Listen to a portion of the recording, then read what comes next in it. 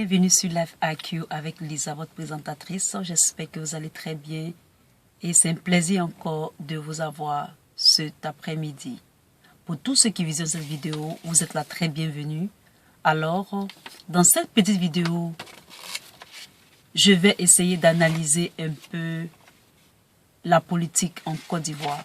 Pour tous ceux qui veulent connaître un peu la politique en Côte d'Ivoire et essayer de vous donner un peu l'idée générale et les dessous de la politique en Côte d'Ivoire. C'est un peu facile, mais vous allez, dans cette vidéo, ouvrir les yeux sur la politique en Côte d'Ivoire. Alors, pour nous qui faisons les vidéos un peu, c'est-à-dire, on ne se focalise pas seulement sur un seul pays, mais nous faisons les vidéos de façon géopolitique et géostratégique en Afrique, avec les rapports des autres continents. Dans cette vidéo, vous allez comprendre qu'est-ce qui se passe réellement en Côte d'Ivoire. Alors, c'est parti pour la vidéo. Et donc, le 7 août 2018, nous avons vu que Madame Gbagbo a été libérée de sa captivité. Moi, j'appelle ça captivité. Au lieu de prison, elle a été libérée de sa captivité. Et donc, il faut savoir que le climat politique ou encore le climat de la Côte d'Ivoire est comme un échiquier qui échappe à tout le monde. Car tout peut arriver dans ce pays. Il faut savoir que les auteurs traditionnels s'impliquant dans la politique intérieure de ce pays sont divisés. Et donc, le titre de la vidéo est « Qu'est-ce que cache l'amnistie de M. Ouattara à Mme Gbagbo ?» etc. Pourquoi est-ce que nous parlons, ou bien pourquoi est-ce que je parle de ce qui cache cette amnistie? Pourquoi M. Ouattara n'a pas fait autre chose que amnistier, c'est pas facile pour le prononcer, Madame Gbagbo. Sur la scène politique ivoirienne, nous savons qu'il y a la présence étrangère tapis dans l'ombre qui tire les ficelles. Désormais, vu eux au-dessus de tout le monde, nous savons que notre chère France, la belle France, auteur omniprésente dans la politique ivoirienne, autrement dit, la Côte d'Ivoire qui est un précaré privilégié de la France. Et donc, avec les nombreux scandales, le contrôle de la France est en train d'être, c'est-à-dire, elle est en train de perdre un peu la face en fait. C'est-à-dire, elle est en train de perdre le contrôle de ce pays. Et donc, si on veut bien savoir, c'est que l'étincelle qui a mis le feu à tous ces troubles, c'est d'abord à commencer par le président Sarkozy, c'est-à-dire le scandale de Kadhafi, Sarkozy,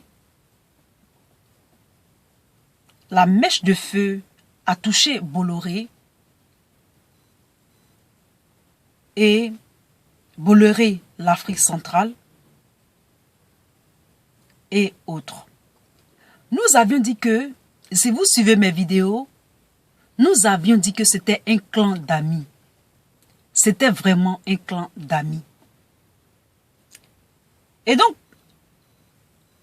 la politique de M. Alassane Ouattara est très fragile en Côte d'Ivoire.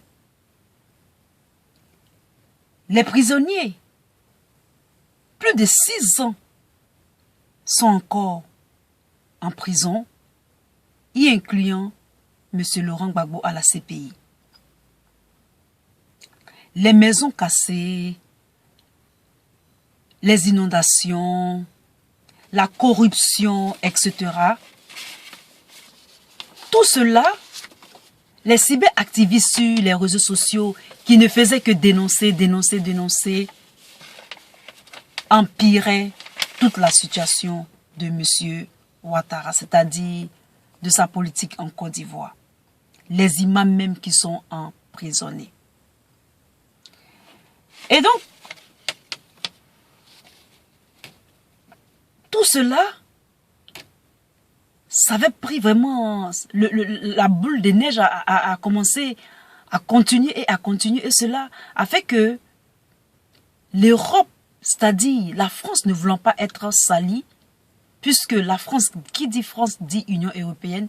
En fait, dans le problème de la politique en Côte d'Ivoire, la France, l'Union européenne ne veut pas être salie. C'est-à-dire qu'on a été au vu et au su, on sait en fait. C'est-à-dire que même quelqu'un qui ne connaît pas la politique, à force d'écouter, à force d'apprendre, peut savoir qu'il y a eu vraiment c'est-à-dire, je ne veux pas dire un complot, mais c'est-à-dire qu'il y a eu une aide à ce monsieur de monter au pouvoir en Côte d'Ivoire. Et donc, avec tous les scandales, c'est comme l'effet boule-neige.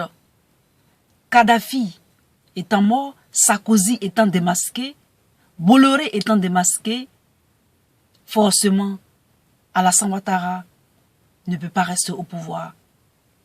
Parce que, en étant au pouvoir ou en le soutenant, la France, l'Union européenne, cela peut salir ou ternir l'image de l'Union européenne. Et donc, il y a eu beaucoup de retournements de veste. Alassane Ouattara voulant une unification. Bédié, qui est un monsieur qui est reconnu comme il est gentil, mais il est très rancunier. Il ne va pas vouloir faire cette alliance avec le RDR, etc. Du côté de M. Soro Guillaume aussi, le jeune, qui était le chef de la rébellion, qui a eu un soroïs à Korogo, dans une région de la Côte d'Ivoire, tué, et un de ses bras droits emprisonné et tout cela, lui aussi gardant rancune, ne va pas s'allier à M. Ouattara. Les exactions s'élevant, l'Union européenne ne veut pas salir ses mains. Malgré que tout le monde sait que ce sont eux qui l'ont mis au pouvoir, elle veut ne pas le supporter ou bien le soutenir parce que cela peut salir son image. Et donc, mais en même temps aussi, ça dit que c'est un retournement de veste, une pierre deux coups. Parce que, grâce à Mme Ouattara, plutôt Mme Gbagbo, lui-même, M. Alassane Ouattara aussi, se gracie. C'est-à-dire, au lieu de prendre une autre résolution, il a pris une amnistie. Or, qui parle d'amnistie? Dans cette guerre post-électorale, il y a eu un vainqueur, il y a eu un vaincu. Et c'était comme une justice des vainqueurs. Leur camp n'a pas été jugé. C'est une manière aussi de ne pas aller à la CPI en élaborant une amnistie. En élaborant une amnistie. Et donc, ces éléments ne seront pas inquiétés. Il ne sera pas inquiété. C'est vrai que Mme Gbagbo est sortie. Le président Laurent Gbagbo aussi sortira, mais eux, ils ne seront pas inquiétés. Et donc, c'est cette petite analyse-là que je voudrais partager avec vous pour vous dire que cette amnistie n'est pas aussi... Elle est chaleureuse, mais elle n'est pas aussi intéressante qu'elle paraît être. Si vous avez aimé cette petite vidéo, mettez un thumb up, abonnez-vous surtout et à la très prochaine. Bye, peace.